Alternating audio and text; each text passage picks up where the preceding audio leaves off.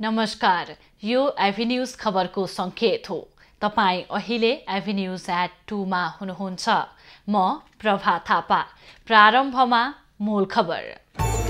प्रतिनिधि सभाको बैठक जारी, विविध विषयमा सांसदहरूले आफ्नो धारणा राख्दै।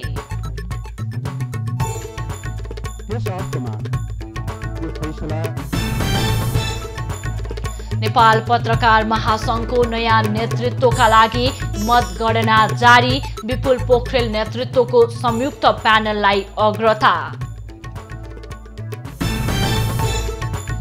एस्ट्राजेनेकाको खोपले रगत जम्ने समस्या नगण्य मात्रामा हुने विज्ञहरूको निष्कर्ष, समस्यालाई अति दुर्लभ असरका रूपमा सूचीकृत गर्न सुझाव। 5औं संस्करणको NBA पुरुष भलिबलको उपाधि हेल्प नेपाललाई APF 3-0 को सेटमा पराजित। र आहारारा गोल्ड कपको दोस्रो सेमिफाइनल खेल आज, नेपाल प्रहरी र अफ्रिकन रुट एसोसिएसन भिड्दै। अब खबरको सिलसिला प्रारम्भ गरौं पत्रकार महासंघको चुनाव सम्बन्धी प्रसंगबाट। नेपाल पत्रकार महासंघको नयाँ नेतृत्वका लागि भएको निर्वाचनको मतगणना जारी छ। पहिलो पटक प्रत्यक्ष निर्वाचन मार्फत मतदान भएकाले जिल्ला तथा शाखाहरूमै मतगणना भइरहेको छ।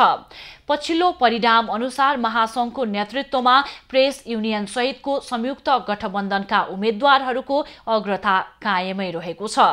महासंघको प्रतिष्ठान प्रदेश समितिमा प्रेस युनियन नेतृत्वको संयुक्त गठबन्धनको प्यानल नै विजयी भएको छ।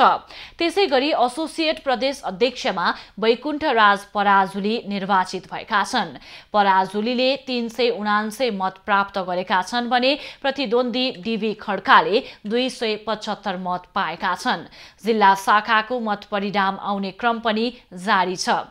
महासंघको 49 सदस्यीय केन्द्रीय समितिका लागि 152 जना प्रतिस्पर्धामा रहेका छन्। पूर्व राजा ज्ञानेन्द्र शाह भारतको नयाँ दिल्ली प्रस्थान गरेका छन्। पूर्व राजा शाह पत्नी कोमल सहित हरिद्वार महाकुम्भ मेलामा सहभागी हुन आज नेपाल वायु सेवा निगमको विमानबाट दिल्ली प्रस्थान गरेका हुन्। मौनी अमावस्याको शुभ मुहूर्तमा चैत 30 गते हुने शाही स्नान तथा विशेष कार्यक्रममा सहभागी हुन मेला आयोजकको तर्फबाट आएको निमन्त्रणालाई स्वीकार गर्दै पूर्व राजाको दम्पति दिल्ली हुँदै हरिद्वारतर्फ जान लागेका हुन्। कोरोना संक्रमितको संख्या लगातार बढ्न थालेपछि सरकारले स्वास्थ्य सुरक्षा सम्बन्धी 10 बुँदे निर्देशिका जारी गरेको छ। स्वास्थ्य तथा जनसंख्या मन्त्रालयले बुधबार एक विज्ञप्ति जारी गर्दै घर बाहिर जाँदा अनिवार्य रूपमा मास्कको प्रयोग गर्ने निर्देशन दिएको छ। मन्त्रालयले काठमाडौँ, पोखरा लगायत ठूला शहरमा विद्यालय जाने उमेर समूहमा संक्रमण दर बढेको देखिएकाले विद्यालयमा स्वास्थ्य मापदण्ड कडाइका साथ पालना गर्दै उच्च सतर्कता अपनाउन भनिएको छ। मानिसको भिड हुने स्थानहरूमा अति कडाइका साथ स्वास्थ्य मापदण्ड पालना गर्न मन्त्रालयले निर्देशन दिएको छ। यसैगरी रात्रिकालीन व्यवसायहरू, रेस्टुरेन्ट, होटेलहरू 9 बजेपछि बन्द गर्न निर्देशन दिएको छ। स्वास्थ्य मन्त्रालयले जोखिम बढी हुन सक्ने स्थानमा र्यान्डम एन्टिजेन परीक्षण बढाउनुका साथै कन्ट्याक्ट ट्रेसिङ र PCR परीक्षण समेत बढाउन भनिएको छ। त्यस्तै मन्त्रालयले ठूला शहरमा 500 र साना शहरमा 100 भन्दा बढी सक्रिय संक्रमित देखिएको खण्डमा आवागमनमा कडाई गर्न निर्देशन समेत दिएको छ। पछिल्लो 24 घण्टामा नेपालमा 298 जना कोरोना संक्रमित थपिएको र भारतमा संक्रमितको संख्या वात्तै बढेको कारण देशभर थप सुरक्षा सतर्कता बढाइएको बताइएको छ। चीनले अनुदानमा दिएको कोरोना विरुद्धको भेरोसेल खोप पहिलो चरणमा बुधबारदेखि लगाउन सुरु भएको छ।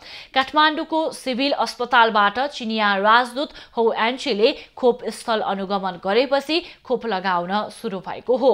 खोप शुभारम्भ कार्यक्रममा चिनिया राजदूत हौ एन्चीले प्रदान गरेको भेरोसेल खोप सुरक्षित तथा प्रभावकारी भएको प्रश्न पारिन्।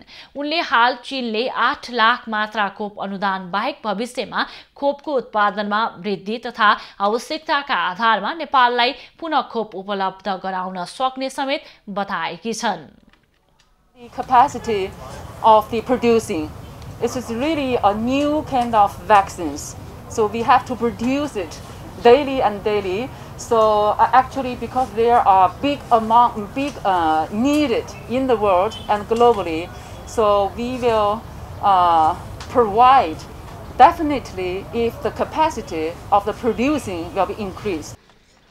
शुभारम्भ कार्यक्रममा स्वास्थ्य सेवा विभागका महानिर्देशक दीपेन्द्र रमण सिंहले चीनले प्रदान गरेको भेरोसेल खोप पहिलो चरणमा 18 देखि 59 वर्ष उमेर समूहका प्राध्यापक, चीनमा छात्रवृत्तिमा अध्ययन गर्ने नेपाली विद्यार्थी र नेपाली व्यापारीलाई लगाइने बताए।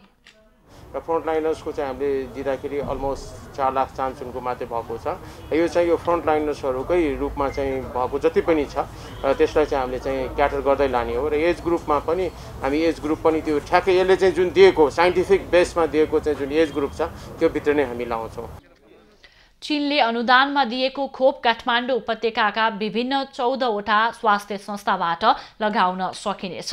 काठमाडौँ उपत्यकाका वीर अस्पताल, परोपकार प्रसूति गृह तथा स्त्री रोग अस्पताल, शुक्रराज ट्रपिकल तथा सरुवा रोग अस्पताल, निजामती कर्मचारी अस्पताल, राष्ट्रिय आयुर्वेद अनुसन्धान तथा तालिम केन्द्र, नेपाल मेडिकल कलेज अत्तरखेल र काठमाडौँ मेडिकल कलेज सिनामङ्गलमा खोप लगाइने स्वास्थ्य मन्त्रालयले जनाएको छ। डढेलो र आगलागीका कारण नेपालले वर्षेनी दनझनको ठूलै क्षति बेहोर्नु परेको छ। नियति नै बन्दै गएको डढेलो र आगलागीले धनजनको क्षति मात्र नभएर पर्यावरणीय समस्या समेत बढाउँदै लगेको छ। बागलुङको जंगलमा लागेको यो आगो अहिले निभिसकेको छ, तर समस्याको भने अन्त्य भएको छैन। देशका 77 जिल्ला मध्ये 73 जिल्ला आगलागी र डढेलोको चपेटामा परेका छन्। चैत्र 21 गते बिहानदेखि 22 गते बिहानसम्मको राष्ट्रिय विपद जोखिम न्यूनीकरण तथा व्यवस्थापन प्राधिकरणको तथ्याङ्कलाई हेर्ने हो भने देशभरि 65 वटा आगलागीका घटना भएका छन्, जसमा 1,49,00,000 को प्रत्यक्ष क्षति भएको छ भने 7 जना घाइते भएका छन्। शहरमा भएका आगलागीलाई नियन्त्रण गर्न दमकल उपलब्ध भए पनि डढेलो नियन्त्रणका लागि यहाँ उपकरणको अभाव रहेको छ। आगलागी र डढेलोको समस्या सधैँको भए पनि प्राधिकरणले भने छिट्टै कार्य समिति बनाएर अघि बढ्ने बताउँछ। अहिले त परिणामले देखायो, डढेलो मात्रै लागेन कि त्यो कारणले गर्दाखेरि वातावरणमा पनि असर गर्यो, वातावरण प्रदूषण भयो भन्नेसम्म पनि नतिजा चाहिँ अब देखिए। त्यसैले अब यो सिरियस विषय हो। यसमा चाहिँ अब हामी समग्रमा अब हाम्रो राष्ट्रिय परिषद छ, प्रधानमन्त्रीज्यूले अध्यक्षता गर्ने, त्यो परिषदको बैठकमा पनि चर्चाहरू हुन्छन् र हामी एउटा राष्ट्रिय कार्ययोजना नै बनाएर अब भावी दिनमा चाहिँ यी घटनाहरूलाई कसरी नियन्त्रण गर्ने र यसको क्षतिलाई कसरी न्यूनीकरण गर्ने भन्ने सन्दर्भमा एउटा स्पष्ट कार्ययोजनाका साथ अगाडि बढ्ने सोचमा छौँ। आगलागी र डढेलो वर्षेनी समस्या भए पनि यस वर्ष यो समस्या बहसको विषय बनेको छ। करिब 2 सातादेखि राजधानी काठमाडौँ लगायत देशका अधिकांश स्थानको आकाश कालो तुवालोले ढाकेपछि यो चर्चा र चिन्ताको विषय बनेको छ। अझ सरकारले समस्या समाधान भन्दा पनि हतारमा शैक्षिक संस्था बन्द गर्न निर्देशन दिएपछि यसबारे घर घरमा चर्चा हुन थालेको छ। विज्ञहरूले तुवालोको मुख्य कारण आगलागी र डढेलो भएको दाबी गरे पनि सबै विज्ञहरू भने यो भनाइबाट सहमत छैनन्। पल्युसनलाई अथवा एयर पल्युसन अथवा भनौँ न यो हावा वातावरण प्रदूषणको सन्दर्भलाई खालि वन जङ्गलको कारणले, वनमा भइरहेका डढेलोको कारणले, आगलागीको कारणले सहरको वातावरण प्रदूषण भयो भन्ने यदि मात्र भन्यो त्यो गलत हो। यसमा थुप्रो फ्याक्टर छ। मैले भने एउटा चाहिँ निर्माण पनि समन्वयात्मक ढङ्गले बढेको छैन, यातायातको साधनहरू व्यवस्थित छैनन्। जतिसुकै पुरानो यातायातको साधन भए पनि कुनै न कुनै कारणले प्रदूषण चेक गराएर तपाईँको स्टिकर टाँसेर कुदाइरहेको। यसै पनि विगतका वर्षमा मार्च महिनामा औसतमा 34 मिलिमिटर वर्षा हुने गरेको थियो, तर यस वर्ष 6 मिलिमिटर मात्र वर्षा भएकोले पनि समस्या देखिएको हो। तुवालोले सर्वसाधारणमा श्वास प्रश्वास, आँखा र छाला सम्बन्धी रोग समेत बढाएको छ। वर्षेनी आगलागी र डढेलोको समस्या समाधानका लागि हचुवा निर्णय भन्दा ठोस कार्ययोजना बनाएर अघि बढ्नुपर्ने देखिएको छ। क्यामेरामा प्रभात थापाका साथ सृष्टि पराजुलीको रिपोर्ट। अब बाँकी खबर। सर्वोच्च अदालतले भक्तपुरमा नयाँ वर्षमा मनाइने बिस्केट जात्रा नरोक्न अन्तरिम आदेश जारी गरेको छ। भक्तपुरका स्थानीय बासिन्दा एवं अधिवक्ता राजकुमार सुवालले दायर गरेको रिट निवेदनमाथि सुनवाई गर्दै न्यायाधीश पुरुषोत्तम भण्डारीको एकल इजलासले जात्रा रोक्ने निर्णय कार्यान्वयन नगर्न जिल्ला प्रशासन कार्यालय भक्तपुरलाई आदेश दिएको हो। प्रमुख जिल्ला अधिकारी प्रेम प्रसाद भट्टराईको अध्यक्षतामा आइतबार बसेको कोभिड-19 संकट व्यवस्थापन सञ्चालन केन्द्रले कोरोना संक्रमण बढेको भन्दै जात्रा गर्न नदिने निर्णय गरेको थियो। जात्रा रोक्ने प्रशासनको निर्णयप्रति भक्तपुरका स्थानीय बासिन्दा एवं गुठियारहरूले पनि आन्दोलन गर्दै आएका छन्। यसैबीच भक्तपुर नगरपालिकाले बुधबार शान्तिपूर्ण र कोरोनाबाट बच्न होसियारीपूर्वक जात्रा मनाउने निर्णय गरेको छ। नगरपालिकाको सरकारवालाहरूसँग छलफल गरेर रथ तान्ने र लिङ्गो ठड्याउने परम्परालाई यस वर्ष पनि निरन्तरता दिने निर्णय गरेको हो। भक्तपुर नगरपालिकाका प्रमुख सुनिल प्रजापतिले आह्वान गरेको बैठकमा गुठियार स्थानीय बासिन्दा सहभागी भएका थिए। दुर्गम जिल्लाका सांसदहरूले नेपाल टेलिकमको सेवाप्रति गुनासो गरेका छन्। सञ्चार तथा सूचना प्रविधि मन्त्रालयद्वारा मंगलबार आयोजित अन्तर्क्रियामा विभिन्न दुर्गम जिल्लाका सांसदहरूले दूरसञ्चार सेवा राम्रो नभएको भन्दै गुनासो गरेका हुन्। नेपाल टेलिकमको सेवाप्रति दुर्गम जिल्लाका सांसदहरूको गुनासो आजको हामीलाई भन्नु छमा।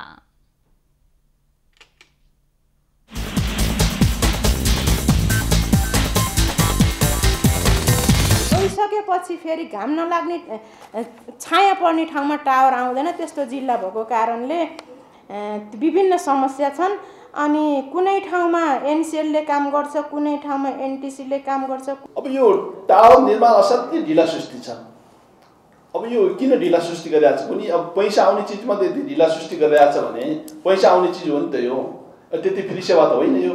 फ्री सेवा गर्नुपर्ने भए के गर्थ्यो होला टेलिकमले। बिनायक नगरपालिकाको सबै वडामा अनि मोबाइल चल्दैन। अनि एक दुई वडामा अनि दैलेखबाटको टावरले अलिकति काम गर्छ, कहिलेकाहीँ पानी भरे बन्द हुन्छ, अनि हावाहुरी लागे बन्द हुने। जता जता घाम लागेको छ, जहाँ उचा डाँडा छ त्यहीँ गएर मोबाइल गर्नुपर्ने अवस्था पनि छ। हिजोका विकास क्षेत्र अन्तर्गतको नेपालगञ्जले हेर्ने गरेको छ अहिले टेलिकमको अफिस पनि। प्रदेश स्तरमा पनि अफिस छैन। हामीले नेपालगञ्ज त्यो टेलिकम कार्यालयमा चाहिँ भेट्नको लागि सुर्खेत जाने टिकट चाहिँ नेपालगञ्ज काट्नुपर्छ र त्यहाँ भेट्नुपर्छ। प्रदेश स्तरमा पनि यो चाहिँ हाम्रो कार्यालय छैन। त विशेष गरी चाहिँ मेरो जिल्ला मुगु जिल्लामा 4वटा पालिकाहरू छ, एउटा नगरपालिका छ, 3टा गाउँपालिकाहरू छ। मुगम कारमारङ गाउँपालिकाको 2 नम्बर र 4 नम्बरमा अहिलेसम्म चाहिँ तपाईँको सञ्चार सुविधा पुगेको छैन। हाम्रो त समस्या के छ त भन्दाखेरि कम्प्युटर र इमेल इन्टरनेटको कहिले भेट हुँदैन। त्यहाँ जहिले पनि झगडा परेको छ। त्यो झगडा परेको हो, बोली बाराबार छ, पानी बाराबार छ। त्यसो भएको हुनाले पनि हामी कहाँ यो 4G भन्ने, इमेल इन्टरनेट भन्ने, म आफू दैलेख जिल्लाको सांसद अथवा दैलेख जिल्लाबाट जनप्रतिनिधित्व गर्छु, तर मैले चलाउने मोबाइल भनेको 2200 को छ। दर्शकवृन्द, प्रतिनिधि सभाको बैठक जारी छ। संसद भवन नयाँ बानेश्वरमा जारी बैठकमा सांसदहरूले विभिन्न विषयमा आफ्नो धारणा राखिरहेका छन्। अब लागौं सोही बैठकतर्फ।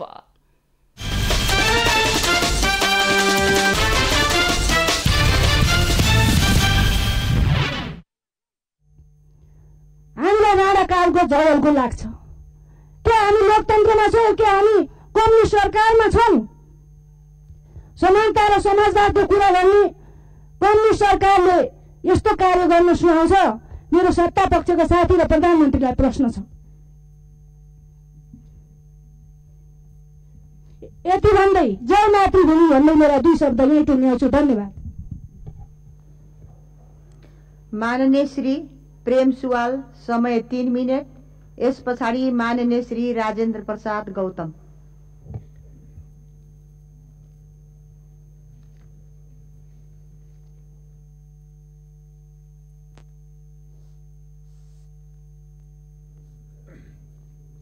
सम्माननीय सभामुख महोदय,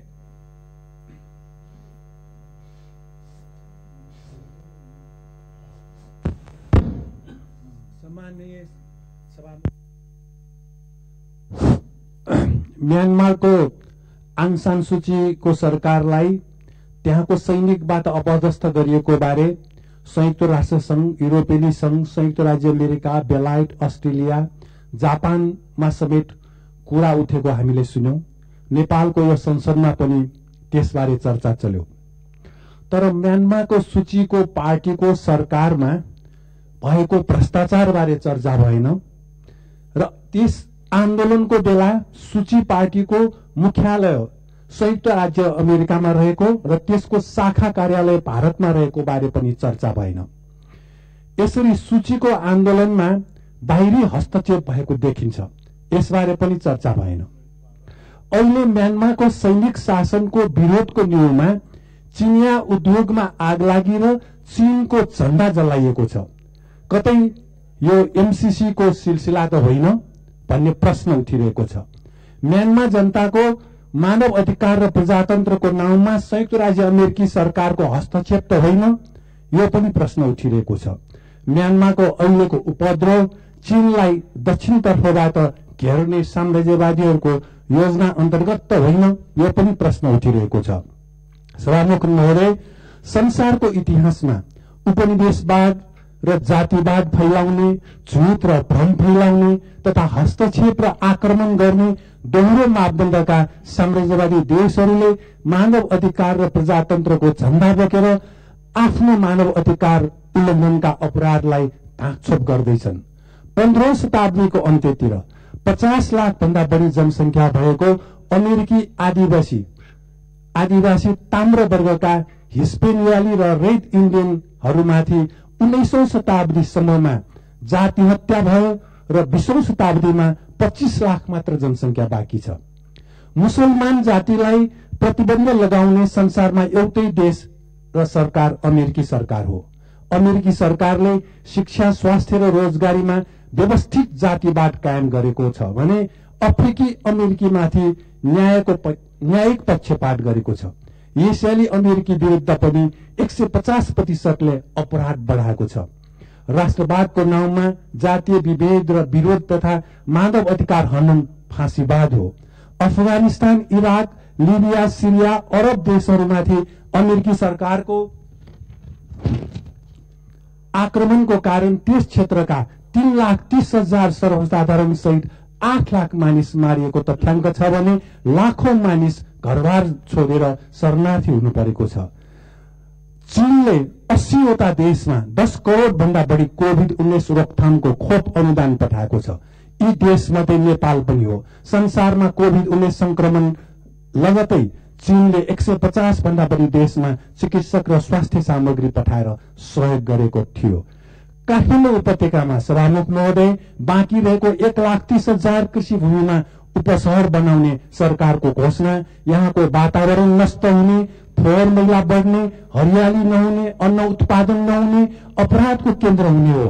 यसमा विदेशी एकाधिकारवादी र अपराधीहरूको समेत हात रहेको बताइन्छ। देशको सन्तुलित विकास योजना जरुरी छ। काठमाडौँ उपत्यकाको उपशहरको योजना खारेज गर्नु आवश्यक छ। धन्यवाद। माननीय श्री राजेन्द्र प्रसाद गौतम, समय 6 मिनेट। यस पछाडि माननीय श्री मोहन प्रसाद पाण्डे। सम्माननीय सभामुख महोदय, हामी एकातिर प्रधानमन्त्रीको राजीनामा माग्ने पनि यही छौं, प्रधानमन्त्रीजीलाई गल हत्याउनेहरू पनि यही छौं र प्रधानमन्त्रीको राजीनामा मागेर बेलुका बालुवाटार जाने पनि यही नै छौं। यस्तो विषम परिस्थितिमा नेपाली जनताको महान बलिदानी संघर्षद्वारा प्राप्त समाजवाद उन्मुख, लोकतान्त्रिक गणतन्त्र, संघीयता, समानुपातिक समावेशीकरण, सामाजिक न्याय, धर्मनिरपेक्षता जस्ता ऐतिहासिक उपलब्धि सहित जनताको प्रतिस्पर्धात्मक बहुदलीय शासन प्रणालीलाई संस्थागत गरिएको नेपालको संविधानको पूर्ण स्वामित्व लिँदै त्यसको प्रभावकारी कार्यान्वयन, संघीयताको कार्यान्वयन, संविधान अनुकूल ऐन कानूनको संशोधन गरेर या नयाँ कानुन निर्माण गर्दै वर्तमान सरकार आफ्नो गन्तव्यतर्फ निरन्तर अगाडि बढिरहेको तथ्य जगजाहेर नै छ। सभामुख महोदय, राष्ट्रको मुख्य कार्यभार तीव्र आर्थिक विकास, सामाजिक न्याय सहितको उच्च स्तरको समृद्धि भएकोले आत्मनिर्भर अर्थतन्त्रको विकास, समाजवाद उन्मुख राष्ट्रिय औद्योगिक आर्थिक क्रान्ति हाम्रो मूल आर्थिक कार्यदिशा र मार्गचित्र बन्नुपर्छ भन्ने कुरामा यो सरकार दृढ छ र त्यसप्रति प्रतिबद्ध छ। त्यसलाई नै मुख्य थेम बनाएर वर्तमान सरकारले समृद्ध नेपाल र सुखी नेपालीको राष्ट्रिय संकल्प अगाडि सारी राष्ट्रिय एकता, दिगो शान्ति र स्थायित्व कायम गर्न, आर्थिक विकासलाई तीव्र रूपमा अगाडि बढाउन जलस्रोत, ऊर्जा, सडक, विमानस्थल लगायतका ठूला भौतिक पूर्वाधारहरूको तीव्र विकास गर्दै यो सरकार अगाडि बढेको तथ्य जगजाहेर नै छ। संविधानले मौलिक अधिकारका रूपमा स्पष्ट व्यवस्था गरेका शिक्षा, स्वास्थ्य, रोजगारी, खाद्य सम्प्रभुता र आवासलाई आवश्यक कानून र तदनुरूपको योजना बनाई कार्यान्वयनमा ल्याएको पनि यही सरकारले हो भन्ने तथ्यले प्रमाणित गर्छ।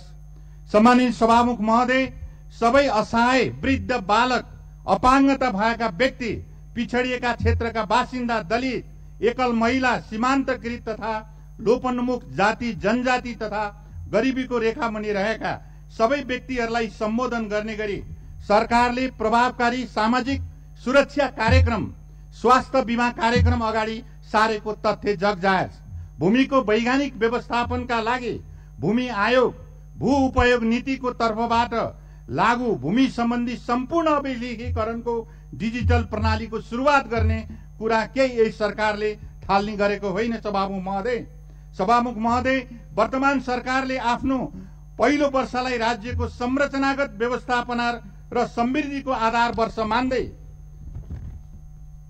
अन्तर प्रदेश समन्वय परिषद मार्फत संघीयताको कार्यान्वयन, सहजीकरण, वित्तीय संघीयताको कार्यान्वयन, राज्यको बाँडफाँड, वित्तीय समानीकरण अनुदानको दर, सशर्त अनुदानका आधारहरू, समपूरक र विशेष अनुदानको आवश्यक कार्यविधि सहित कार्यान्वयन यसै सरकारले गरेको हो भन्ने कुरा म स्पष्ट गर्न चाहन्छु।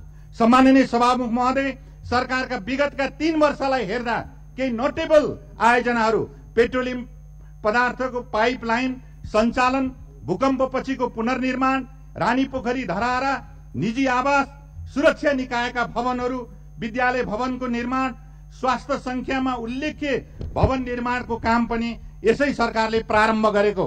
पुरातात्विक सम्पदाहरूको निर्माण, जोखिमयुक्त बस्तीहरूको पुनर्निर्माण, भूमिहीनलाई जग्गा खरिदका लागि अनुदान, सिंहदरबारको पश्चिम मोहडा, बसन्तपुर दरबार क्षेत्र, बबर महल, केशर महल जस्ता ठूला भवनहरूको पनि प्रबलीकरण गर्दै काष्ठमण्डपको निर्माण केही अनुपम प्रतिनिधिमूलक उदाहरण मात्र हुन्, म यो स्पष्ट गर्न चाहन्छु। सभामुख महोदय, समृद्धिको आरम्भ वर्ष मान्दै कालोपत्रे सडक निर्माण, तराई प्रदेश सडक पूर्वाधार विकास कार्यक्रम, हुलाकी राजमार्ग, पूर्व पश्चिम 6 लेनको सडक, मध्य पहाडी राजमार्ग, मदन भण्डारी राजमार्ग यसका थप महत्वपूर्ण पक्षहरू भन्ने यहाँलाई म स्पष्ट गर्न चाहन्छु। सभामुख महोदय, सरकारले केही गरेन। नागढुङ्गा चौबिसे सुरुङ मार्ग, सिद्धमार्ग सुरुङ मार्ग, टोखा छहरे, बेताउती स्याप्रुब्यासी सुरुङ मार्ग निर्माण समृद्धिका नयाँ आधार हुन्। तुहिन व्यवस्थापन, झोलुङ्गे पुल निर्माण गर्दै जनजीवनलाई सरल र सहज बनाउँदै यही सरकारले लगेको होइन। सभामुख महोदय, जनता आवास भवन निर्माण, फुस तथा खरको छानु जस्ता पाताले प्रतिस्थापन गर्ने कार्यले जनताको आवासको अधिकारलाई सुरक्षित गरेकै छ। त्यसरी नै जनतालाई लोक कल्याणकारी राज्यको अवधारणा अनुरूप सामाजिक सुरक्षा भत्ताको दायरा बढाएको छ। ज्येष्ठ नागरिक सामाजिक सुरक्षा भत्ता, ज्येष्ठ नागरिकहरूका लागि निशुल्क स्वास्थ्य बीमा व्यवस्था, नागरिक पेन्सन कार्यक्रम, योगदानमा आधारित सामाजिक सुरक्षा योजना, मेलम्ची, रणनीतिक सडक लगायतका योजनाहरू यसै सरकारले अगाडि बढाएको होइन। सभामुख महोदय, के सरकारले बिजनेस दिएन? एमसीसी दर्ता भएको कति समय भयो? सभामुख महोदय, यसलाई यसरी रोक्नु संवैधानिक कदम हो। सभामुख महोदय, एसिड आक्रमण तथा बलात्कार र महिला हिंसा विरुद्धका अध्यादेशहरू जस्ता धेरै अध्यादेशहरू यहाँ समावेश भएका छन्। सभामुख महोदय, यति मात्रै होइन, समाजमा विद्यमान रहेको द्वन्द्व र हिंसालाई रोक्नका निम्ति यो मान्यज्यूको समय सिद्धिएको छ। मधेस गठबन्धनलाई मूलधारमा ल्याएको कुरा स्मरण गराउन चाहन्छु। नेकपा विप्लव समूहलाई मूलधारमा ल्याएको कुरा म स्मरण गर्न चाहन्छु। सीमा विवादलाई समाधान गर्नका निम्ति सिङ्गो राष्ट्र र संसदलाई एक ठाउँमा ल्याएको कुरा म स्मरण गर्न चाहन्छु। यति मात्रै होइन, उत्तरी नाकाहरू खोल्दै दुवै छिमेकीसँग पारमान सम्झौता गर्ने, दुवै देशका बन्दरगाहहरूको प्रयोग गर्ने, मान्यज्यूको समय सिद्धिएको छ। ट्रान्समिसन लाइनहरू निर्माण गरेर विद्युत व्यापार गर्ने तथा दुवै देशका रेलवे यातायातहरूसँग नेपाललाई आबद्ध गर्ने, एक देशले परनिर्वाचनलाई अन्त्य गर्ने यही सरकारले काम गरेको। अन्तमा हाम्रो लोकतान्त्रिक प्रणालीलाई समीकरण र गठबन्धनको थोरै खेलबाट मुक्त गर्न जनादेश हाम्रो छनौट दियो। सम्मानित सर्वोच्च अदालतले प्रतिनिधि सभाको विकल्पमा आउन सक्छ, प्रतिनिधि सभामा आऊ भनेर हामी आयौँ, हामीले मान्यौँ, तर अनपेक्षित थियो। हामी जनतामा जान चाहन्छौँ, हामी जनताको जनादेश दिन चाहन्छौँ। अन्तमा भन्न चाहन्छु कि प्रधानमन्त्रीज्यूको समय सिद्धिएको छ। सत्ताभन्दा हाम्रो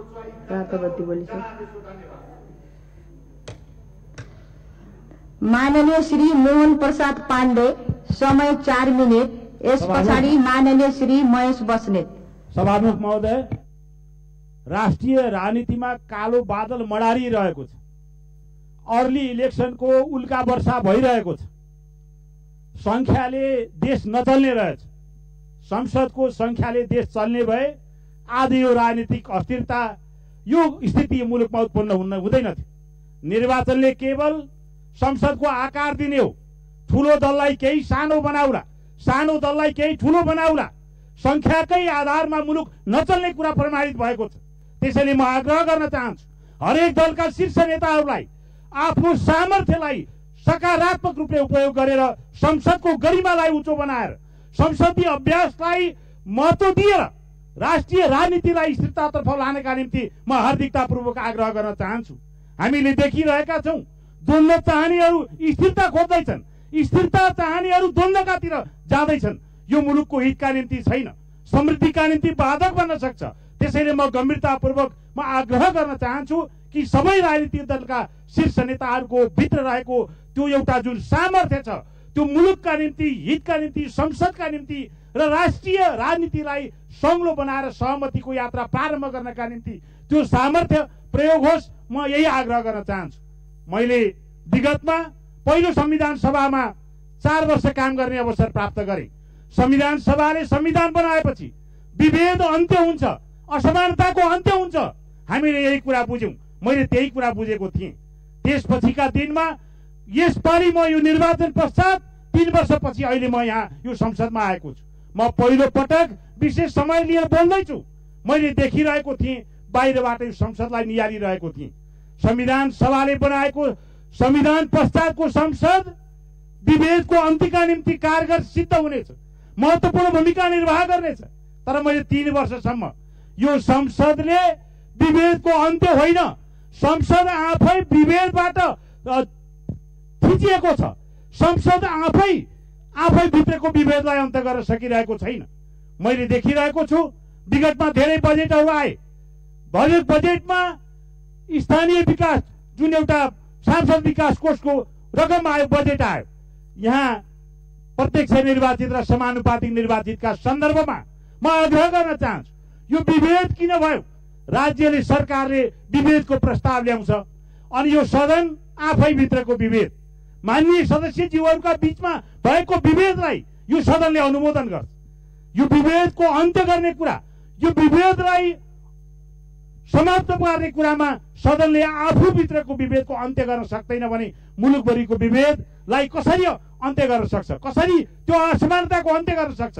त्यसैले म आग्रह गर्न चाहन्छु सभामुख महोदय, सरकारले संसदभित्र विभेदको कुनै पनि प्रस्ताव नल्याउन निर्देश गरियोस् अनि संसदले आएको संसदभित्रको विभेदको प्रस्तावलाई अस्वीकार गर्ने परम्पराको थालनी होस्। म आग्रह गर्न चाहन्छु हरेक मान्यजीहरूको हैसियत बराबर हो, यहाँ हरेकका निम्ति समान भूमिका हुन आवश्यक छ। हरेकले बजेट विनियोजन गर्न जान्नुहुन्छ।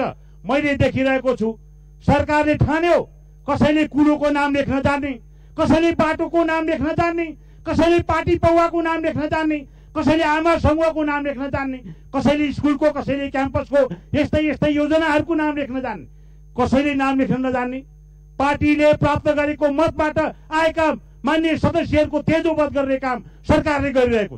गम्भीरतापूर्वक अगाडि बढ्न आग्रह गर्न चाहन्छु कि यो परिस्थितिलाई यहीँबाट अन्त्य गरियोस्। यसपालिको बजेट व्यवस्थामा अर्थमन्त्रीलाई पोलिटिकल हुनुहुन्छ उहाँ, म आग्रह गर्न चाहन्छु कि विभेदको प्रस्ताव संसदमा नआओस्। यो संसदले विभेदलाई अनुमोदन नगरोस्।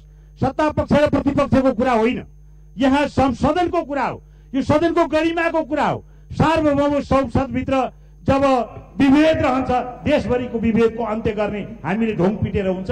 हामी आफै भित्रको विभेदलाई कसरी अन्त्य गर्न सक्छौँ त्यतातिर हामी सबैले आफ्नो ध्यान केन्द्रित गरौँ, म यही आग्रह गर्न चाहन्छु। अब हाम्रा बिचमा हरेक कुराहरू छ। हामीले विकास, निर्माण र मुलुकको समृद्धिका सन्दर्भमा हातैमालो गरेर जानुको अर्को कुनै विकल्प छैन। राजनीतिक द्वन्द्व समाधान गर्दै राजनीतिक स्थिरता दिनका निम्ति हामी गतिशील बनौँ। सत्ता पक्ष र प्रतिपक्ष यो ढङ्गले मात्रै होइन, हामीले राष्ट्रिय सहमतिको यात्रा तय गर्न पनि सक्छौँ। नेकपा एमाले सन्तुलित रूपले मुलुक चलाउन सक्दैन भने गम्भीर बनोस्, राष्ट्रिय सहमतिको बाटो तय गरोस्, सहमतिको खोजी गरोस्। काङ्ग्रेस त्यसमा सहयोग गर्न र जिम्मा लिन पनि तयार छ। राष्ट्रिय सहमतिको यात्रा तय गरेर मुलुकलाई सन्तुलित रूपले अगाडि बढाउनका निम्ति म हार्दिकतापूर्वक आग्रह गर्न चाहन्छु।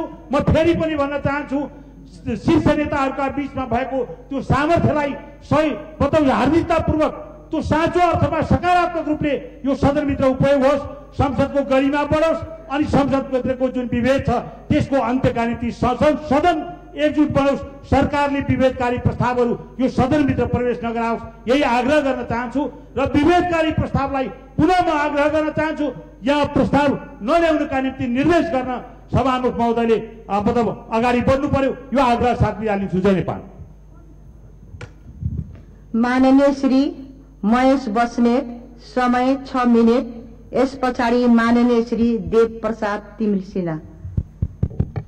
सम्मान्य सभामुख महोदय, नेपालीहरूको नयाँ वर्ष शुभारम्भमा हामी छौँ। सुख, शान्ति र समृद्धिको कामना व्यक्त गर्न चाहन्छु। कोरोनाको दोस्रो चरणको संक्रमण सुरु भएको छ। हामी सबैले सचेत ढङ्गले अगाडि बढ्नुपर्ने छ। यसै सन्दर्भमा भक्तपुर जिल्लाको भक्तपुर र मध्यपुर थिमी नगरपालिकामा कला, संस्कृति र सम्पदाको प्रतीकको रूपमा विशेष जात्रा मनाउने चलन छ। त्यसलाई सहजीकरण गर्नको निमित्त नेपाल सरकारले जुन भूमिका खेल्यो त्यसलाई पनि धन्यवाद दिन चाहन्छु। र यसै साथा भक्तपुरमा एउटा नयाँ स्मार्ट सिटी सहित 13वटा स्मार्ट सिटी निर्माण गर्ने, भक्तपुर विद्युत अस्पताललाई पूर्वाधार विकासमा सहयोग गर्ने र विभिन्न सडक सञ्जाल निर्माण गर्नको निमित्त 3 अर्ब भन्दा बढी बजेट नेपाल सरकारले भक्तपुरलाई दिएको छ। यसको लागि म भौतिक पूर्वाधार मन्त्री, अर्थमन्त्रीज्यू लगायतका मन्त्रीज्यूहरूलाई पनि हार्दिक आभार व्यक्त गर्न चाहन्छु। राजनीतिक अस्थिरता, अन्योलता र विभाजनको स्थिति बढेको यो अवस्थामा हामीले विभिन्न खालका अस्वस्थ खालका बहसहरू, छलफलहरू सदनमा चलाउन थालेका छौँ। यसलाई आम नेपाली जनताले हेरिरहनु भएको छ। यहाँ प्रधानमन्त्रीको अनुपस्थिति भयो सदनमा भन्ने ढङ्गबाट पनि कुरा उठेको छ। प्रधानमन्त्रीको राजीनामा जबरजस्ती पनि मागिँदैछ, प्रधानमन्त्रीलाई गलत पनि कुरा गरिँदैछ। कतिपय युवा साथीहरूले प्रधानमन्त्रीसँग ठाट्ठै बहस गर्ने चुनौती पनि दिइरहनु भएको छ। म स्मरण गराउन चाहन्छु, बैठक 6 चोटि बस्यो 1 महिनाको दौरानमा। 23 गते प्रधानमन्त्री आएर 1 घण्टा बसेर फर्किनुभयो, दोस्रो बैठकमा 45 मिनट बसेर फर्किनुभयो, तेस्रो बैठकमा 30 मिनट बसेर फर्किनुभयो। जुन दिन प्रधानमन्त्री बैठकमा आउनुभयो त्यो दिन सभामुखज्यू लगायत कार्यव्यवस्था समितिले ढिलासुस्ती गर्ने, आलटाल गर्ने र पहिलो बैठकै दृश्य हामी हेर्छौँ। अध्यादेश पेश गर्न नदिनको लागि माओवादी केन्द्रले बैठक बहिष्कार गर्यो, कांग्रेसले रोस्टम घेर्ने काम गर्यो। यो तितो यथार्थ र इतिहास हामी सबैले सम्झेका छौँ। अहिले कानून मन्त्रीले 8वटा अध्यादेशका सदनमा प्रस्तुत गर्नुभएको छ। 36वटा अध्यादेश समितिहरूमा छन्। समितिहरूमा नेकपा एमालेको हैसियतले हाम्रो प्रतिनिधित्व चाहियो भन्दा त्यसमा ढिलासुस्ती गरिँदैछ। यो तमाम हिसाबबाट के बुझिन्छ भने अहिलेको राजनीतिलाई अस्वस्थ ढङ्गले लान चाहने साथीहरू, विगतमा अभ्यास भएका, जाँचिएका, भोगेका र असफल सिद्ध भएका नेताहरूका चेलाहरूले यो कुरामा भूमिका खेलिरहेका छन् र राज्यको स्रोत साधन र शक्तिलाई आफू पीठामा हुँदा दुरुपयोग गर्ने र अक्रमण्य भूमिका खेलेका साथीहरूले भूमिका खेलिरहेका छन्। 64 को निर्वाचनमा नेकपा एमालेलाई 34 सिटमा सीमित गरिदिएका थिए जनताले भने यसपालि 74 को निर्वाचनमा कांग्रेसलाई त्यही सिटमा सीमित गरिदिएका छन्। समानुपातिक समेत हिसाब गर्दा उहाँहरूको 63 सिट छ। त्यसो भएको हुनाले प्रधानमन्त्रीलाई च्यालेन्ज गरेर बाल हट देखाउने कतिपय साथीभाइहरूलाई म के भन्न चाहन्छु भने यो बोकाको शैलीले दाई गरिँदैन। दाई गर्नको लागि गोरुकै शैली चाहिन्छ र आज संसदमा सबभन्दा ठुलो दलको हैसियतले नेकपा एमालेले प्रतिनिधित्व गर्छ र प्रधानमन्त्रीले ल्याएका असंख्य योजनाहरूलाई हामीले सके सहयोग गरौँ, नसके वस्तुनिष्ठ ढङ्गले त्यसको विरोध गरौँ। जसरी तृतीय युगमा राम र द्वितीय युगमा कृष्ण जन्मदा धेरै कष्टहरू भएका थिए। रावण प्रवृत्तिहरू र कंस प्रवृत्तिहरू त्यतिखेर पनि थिए। पाण्डव र अर्जुन हनुमानहरूका सहयोगी प्रवृत्तिहरू त्यतिखेर पनि थिए। अहिले नेपालको राजनीतिमा आई हेट पोलिटिक्स भन्ने युवाहरू वी लभ केपी ओली भन्दै अगाडि बढिरहेका छन् र प्रधानमन्त्री राजनेताको रूपमा अगाडि बढ्ने लक्षण देखिरहेछ। रानी पोखरी बनेको कुराले किन हाम्रो टाउको दुख्दैछ? धरहरा फड्डेको कुराले किन हाम्रो टाउको दुख्दैछ? भानु स्कुल बनेको कुराले हाम्रो टाउको किन दुख्दैछ? एक दिनमा 396 अस्पताल शिलान्यास भएको कुराले किन टाउको दुख्दैछ? 164 वटा निर्वाचन क्षेत्रसित सम्बन्धित सडकहरू रणनीतिक सडकको रूपमा शिलान्यास हुँदा किन टाउको दुख्दैछ? एउटा सांसद भौतिक पूर्वाधार मन्त्रालयमा धाएर त्यसमा सडक प्रस्तुत गर्छ। ठिक छ, मेरो निर्वाचन क्षेत्रमा त्यो सडक चाहिँदैन भन्ने हिम्मत छ भने हिम्मतका साथ गर्नुहोस्, होइन भने यसको विरोध गर्नुभएको कुरा जनता सबैले यसलाई महसुस गर्नुभएकै छ भन्ने मलाई लाग्छ। 7 लाख भन्दा बढी घरहरूको पुनर्निर्माण भएको छ। भूकम्प प्रभावित क्षेत्रमा अधिकांश अस्पतालहरू बनेका छन्, हेल्थ पोस्टहरू बनेका छन्, विद्यालयहरू बनेका छन्, आदि हुरीले बगाएका हजारौं घरहरू निर्माण भएका छन्। 15वटा भन्दा बढी पुलहरू एकैचोटि शिलान्यास भएको छ। 13वटा स्मार्ट सिटी शिलान्यास हुने चरणमा पुगेको छ। एयरपोर्टहरू बन्ने काम सुरु भएको छ, रेलमार्ग बन्ने काम सुरु भएको छ, सुरु मार्ग बन्ने काम सुरु भएको छ। युवाहरूलाई ध्यान दिएर योगदानमा आधारित सामाजिक सुरक्षाको अभियान सुरु भएको छ। प्रधानमन्त्री रोजगार कार्यक्रम सुरु भएको छ। विदेशबाट फर्केका युवाहरू अनि सर्टिफिकेट धितो राखेर लोन लिने युवाहरू, महिला उद्यमीहरू, दलित उद्यमीहरू, कृषि र पशुपालनमा योगदान गर्न सक्ने उद्यमीहरूलाई सहुलियत सहुलियत ब्याजमा लोन दिने व्यवस्थाको शुभारम्भ भएको छ। यो सरकारको ऐतिहासिक काम होइन र? धरहराको उद्घाटन हुँदैछ, अप्पर तामाकोशीको उद्घाटन हुँदैछ। यो कुराबाट किन मान्यजीहरूको टाउको दुखिरहेको छ, प्रेसर बढिरहेको छ? यो कुरा हामीले बुझ्न सकिरहेका छैनौँ। मिलम्चीले काठमाडौँ उपत्यकामा खुसीको लहर ल्याइरहेको छ। किन उपत्यकाका कतिपय मान्यजीहरूले प्रेसर बढेको छ? प्रेसर धेरै नबढाउनुहोस्। हुन त गङ्गालाल अस्पताल नजिकै सरकारले स्तर उन्नति गरेर बढाइदिएको छ। प्रेसर बढेछ भने पनि हामी त्यसको पनि उपचार गराउन त्यसको समस्या छैन। र म फेरि पनि भन्न चाहन्छु, यो सरकारले भ्रष्टाचार नियन्त्रण गर्नुको निमित्त अख्तियारलाई बलियो बनाउने भूमिका खेलेको छ। सम्पत्ति शुद्धिकरण कार्यालयलाई व्यवस्थित गरेको छ र राष्ट्र अनुसन्धान जस्ता कार्यालयहरू व्यवस्थित भएका छन्। अनि भ्रष्टाचार विगतमा गरेका नेताहरू अहिले फरार छन्। ती कुन पार्टीमा छन् खोज्नुहोस्। अनि हिजो भ्रष्टाचार गरेका आरोप लगाएका नेताहरू अहिले हामीलाई थुन्दैछ सरकारले भनेर गायब भइरहेका छन्, डराइरहेका छन्, टिममा इन्टरभ्यू दिइरहेका छन्। ती नेताहरू कुन पार्टीमा छन् खोज्नुहोस्। आज भन्सारमा सर्व हुनको लागि एउटा कर्मचारी आउँदैन, एउटा सीमामा प्रहरी सर्व हुनको लागि आउँदैन। यी सबै कुरा सुशासनका प्रतीक होइन र? आज गुमेको भोला फिर्ता ल्याउनको निमित्त सरकारले भूमिका खेलेको छ। चाइनामा व्यापार र पारमाणु सन्धि अगाडि बढाएको छ। हाम्रो व्यापारिक सम्बन्धलाई प्रशान्त महासागरसँग जोड्ने काम गरेको छ। बङ्गलादेश लगायतका मुलुकहरूसँग पावर एग्रिमेन्ट भएको छ। अन्तर्राष्ट्रिय रूपमा सबभन्दा शक्तिशाली हिसाबले हामी प्रस्तुत भएको यही छैन होइन र? यतिखेर प्रधानमन्त्रीको राजीनामा माग्ने कुरा जुन ढङ्गले अगाडि आएको छ, कतिपय साथीहरूले भन्नुभयो नेकपा विभाजित भएको हुनाले प्रधानमन्त्रीले राजीनामा दिनुपर्छ। यो कुतर्क हो। राजनीतिक दलसित सम्बन्धित ऐनमा त्यो ऐनको प्रावधान अनुसार दल फुट्यो भने मात्रै विश्वासको मत दिनुपर्ने हो।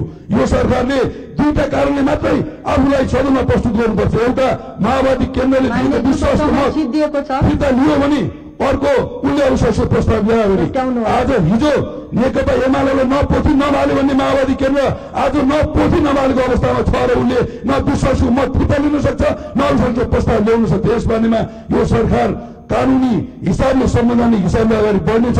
र सम्माननीय सभामुखज्यू, म अन्तिममा भन्न चाहन्छु, सकिन्छ भने हामी सबै मिलेर समृद्ध नेपाल निर्माण गरियो अभियानमा लागौँ। सकिँदैन भने सरकारको विकल्प छान्ने हो भने पनि कुनै आक्रमणीय ढङ्गले नगइकन सहज ढङ्गका विकल्पहरू रोज्नुहोस्। हामी प्रतिपक्षमा बस्न तयार छौँ।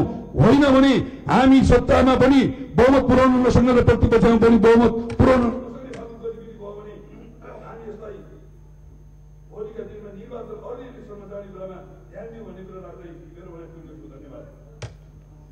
माननीय श्री देवप्रसाद तिमिल सिन्हा, समय 4 मिनेट।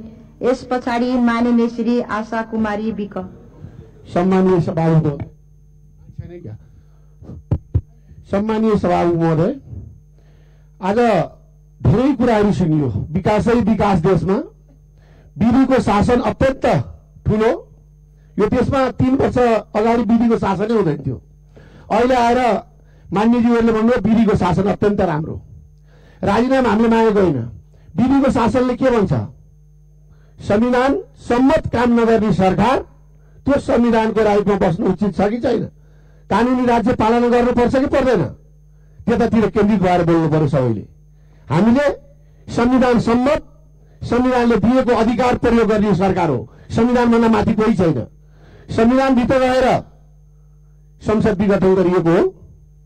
संविधान विपरीत गरेको सर्वोच्च अदालतले ठहर गरिसकेपछि त्यो पदमा 1 सेकेन्ड पनि बस्नु उचित जस्तो लाग्दैन मलाई। त्यसकारण हामीले मागेको होइन, संविधानले मागेको राजीनामा हो। कसैले व्यक्तिगत बहुमत भएको पार्टीलाई, ठुलो दल भएको पार्टीलाई हामीले मागेका होइनौँ। त्यसकारण त्यतातिर बुझिदिएर बोलिदिन आग्रह गर्न चाहन्छु। आरोपमाथि आरोप नलगाउनु होला। त्यसकारण अहिलेको परिस्थिति, यो देश काठमाडौँ लगायत देशभरि नै विश्वको सबैभन्दा प्रदूषित सहर काठमाडौँ, देशभरि प्रदूषण त्यस्तो छ। यो सरकारले डढेलो लागिराखेको छ। आज 3 वर्षदेखि उत्पादन गरेको काठ बेच्न सकेको छैन। हिजो पनि डढेलो लाग्थ्यो तर यस्तो प्रदूषण आएको थिएन। आज काठ बन्द भयो, काठ बिक्री गरिएन। अर्बौं रुपियाँ खर्बौं रुपियाँको काठ डढेर नष्ट भएको छ। त्यसकै कारणले यो चाहिँ विश्वको सबैभन्दा प्रदूषित देश काठमाडौँ पुग्न गएको छ। त्योतिर सरकारको ध्यान कोही? यो आफ्ना काठ उत्पादन गरेको काठ चाहिँ जनतालाई बेच्न नसक्ने, मलेसियाबाट खर्बौंको काठ ल्याएर कमिसन खान सहज भएको हुनाले यो परिस्थिति आएको हो। अहिले मान्छे बच्चालाई ननिक्लियो, बुढालाई ननिक्लियो भन्ने सरकार सक्नेमा त्यो काठ बेच्न किन नसक्ने? के को लागि रोकियो? कमिसनको लागि रोकियो होला। अर्बौं रुपियाँको चाहिँ मलेसियाबाट काठ आउँछ। त्यो काठ पनि उपयुक्त काठ छैन। आफ्नो देशमा रहेको स्वच्छ काठ जनताले प्रयोग गर्न पाएको छैन। कहिले पाउने? के दिन्छ सरकारले? सबै कुरा गरिसकेका छ भनेको छ। एउटा उत्पादन गरेको काठ बेच्न नसक्ने सरकारले ठुलो कुरा गरेर हुन्छ। सम्मानीय सभामुख महोदय, स्वास्थ्यका कुराहरू आयो। स्वास्थ्यको कुरा गर्दै गर्दा वीर अस्पतालमा यो सरकार आइसकेपछि 47 करोडको मिसिन ल्याएर राखिएको छ। आज 3 वर्ष भयो क्यान्सरको जाँच गर्ने। त्यो त्यत्तिकै पानीले सरिराखेको छ। एउटा स्वास्थ्य जस्तो संवेदनशील क्षेत्रमा काम गर्न नसक्ने सरकारले मेलन्ची ल्याई, बाटो बनाई, पुल बनाइने बित्तिकै भत्किहाल्यो। यस्ता कुरा गरेर अर्थ छैन। स्वास्थ्य जस्तो संवेदनशील कोरोनाको मारामार छ। खोइ 3 वर्षको दौरानमा क्यान्सरको अस्पतालहरूले तुरन्त फिट गर्नु भन्न खोइसकेको, लगाउनु भन्न सकेको सरकारले फेरि बोल्नु होला। अहिले त्यो 47 करोड जनताको करको पैसा किन सदुपयोग भएन? त्यसकारण त्यतातिर पनि सरकारको ध्यान जाओस्। सम्मानीय सभामुख महोदय र रौतहट जस्तो संवेदनशील एकदमै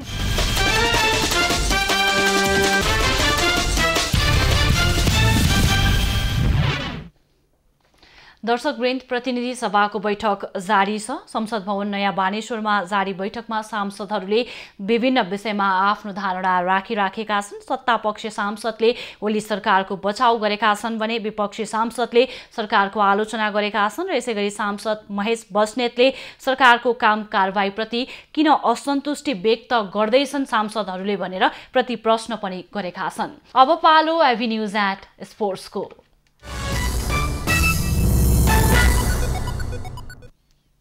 पाँचौं संस्करणको RBBNVA राष्ट्रिय महिला तथा पुरुष क्लब लीग भलिबल च्याम्पियनशिप अन्तर्गत पुरुषतर्फको उपाधि हेल्प नेपाल क्लबले जितेको छ। त्रिपुरेश्वर स्थित राखेपको कभर्ड हलमा आज भएको फाइनल खेलमा विभागीय टिम APFलाई 3-0 को सेटमा पराजित गर्दै हेल्प नेपाल च्याम्पियन बन्न सफल भएको हो। हेल्प नेपालले APFलाई 25-14, 25-20 र 25-22 को सोझो सेटमा पराजित गर्यो। भारतीय खेलाडी सम्मिलित हेल्प नेपालले लगातार दोस्रो वर्ष उपाधि जितेको हो। उपाधिसँगै हेल्प नेपालले नगद 3 लाख प्राप्त गरेको छ। उपविजेता बनेको APFले 1,50,000 प्राप्त गर्यो। नेपाल भलिबल संघले आयोजना गरेको प्रतियोगिताको पुरुषतर्फ 7 टिमको सहभागिता रहेको थियो। पोखरामा जारी 19औं संस्करणको आहारारा गोल्ड कप फुटबलको दोस्रो सेमिफाइनल खेल आज हुँदैछ। पोखरा रङ्गशालामा दिउँसो 3 बजे सुरु हुने दोस्रो सेमिफाइनलमा विभागीय टिम नेपाल पुलिस क्लब र अफ्रिकन रुट एसोसिएसन बीच प्रतिस्पर्धा हुनेछ। दुवै टोली जित निकाल्दै फाइनल पुग्ने लक्ष्यमा रहेका छन्। आहाराराकै सर्वाधिक सफल टिम पुलिस 3 स्टारलाई 4-0 ले हराउँदै र अफ्रिकन रुट मछिन्द्र क्लबलाई 2-1 ले हराउँदै सेमिफाइनलमा पुगेका हुन्। आजको खेलको विजेताले उपाधिका लागि सङ्कटा क्लबसँग भिड्नेछ। सङ्कटा बुधबार भएको खेलमा एपीएफलाई 2-0 ले हराएर फाइनलमा पुगेको हो। प्रतियोगिताको विजेता टिमले नगद 10,01,000 र उपविजेताले 5,01,000 प्राप्त गर्नेछन्। व्यक्तिगत विधातर्फ सूर्यबहादुर केसी मेमोरियल उत्कृष्ट गोलकिपर, डिफेन्डर, मिडफिल्डर, स्ट्राइकर र प्रशिक्षकलाई जनै 25,000 प्रदान गरिने आयोजकले जनाएको छ। अब पालो एभिन्यूज एट मौसमको।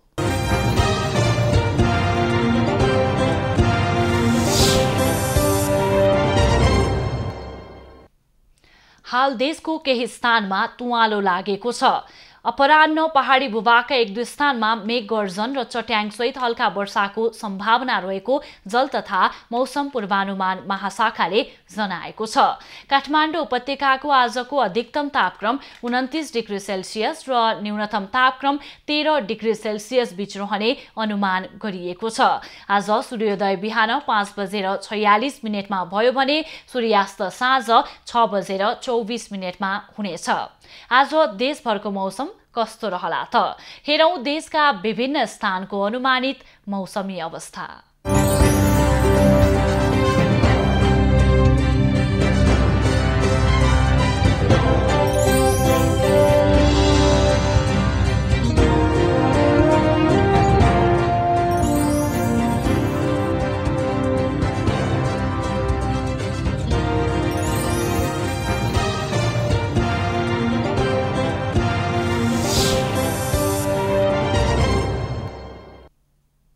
अहिलेलाई खबरको क्रम यति नै।